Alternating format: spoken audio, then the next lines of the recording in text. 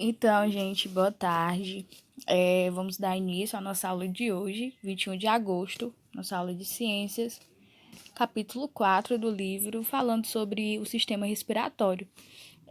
A função do nosso sistema respiratório é basicamente realizar as trocas gasosas, ou seja, nós absorvemos o oxigênio e liberamos gás carbônico.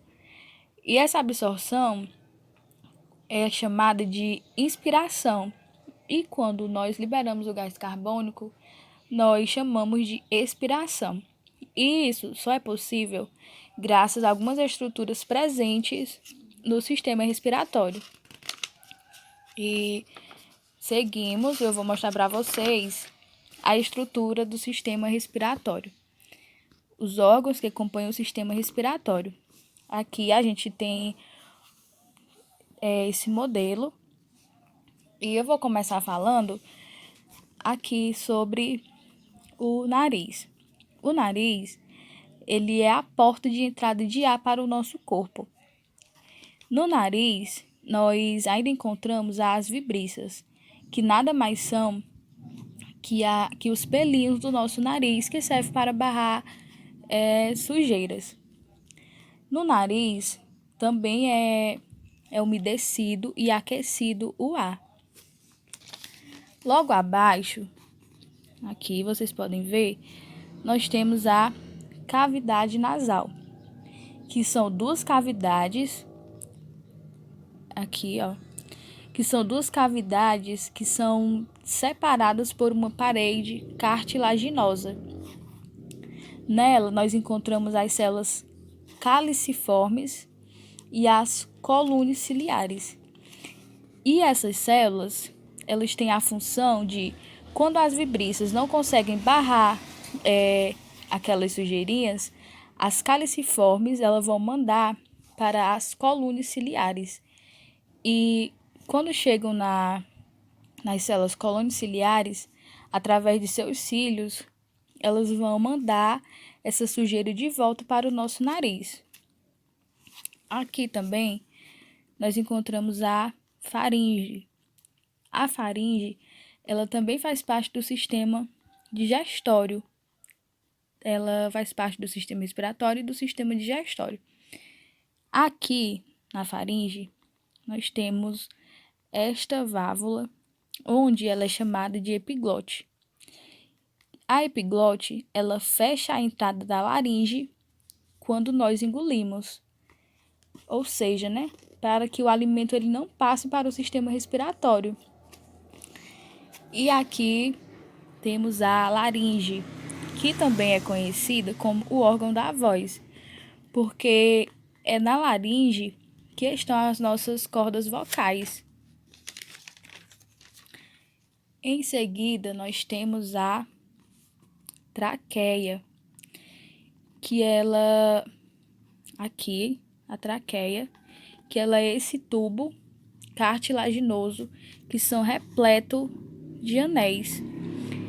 E graças a esses anéis, ela não se fecha, porque se ela se fechar, as nossas vias respiratórias elas também se fechariam. E seguindo, nós temos os brônquios.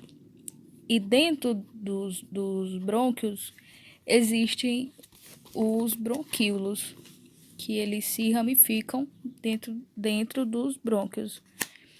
E os bronquíolos, eles têm um conjunto de alvéolos, aqui, como vocês podem ver. E o que são esses alvéolos? Os alvéolos, eles são saquinhos de sangue que os nossos pulmões estão cheios deles. E eles são cobertos de capilares. E neles, dentro desses alvéolos, ocorrem as trocas gasosas.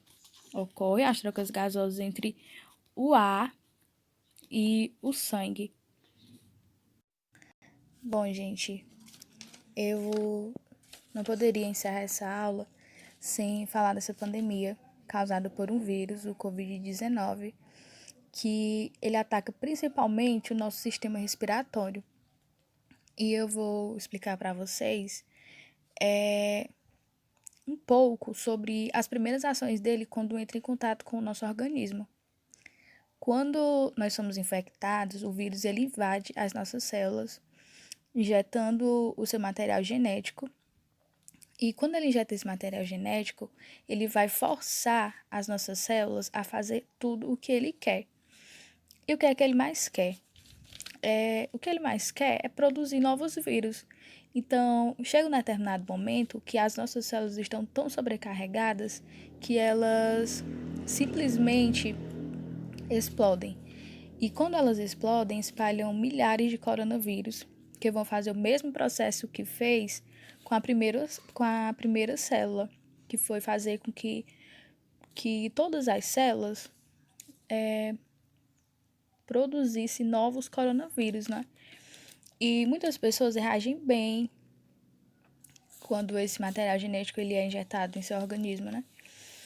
E antes do vírus chegar no pulmão, o nosso próprio organismo já tem barrado ele, já tem contido aquela infecção.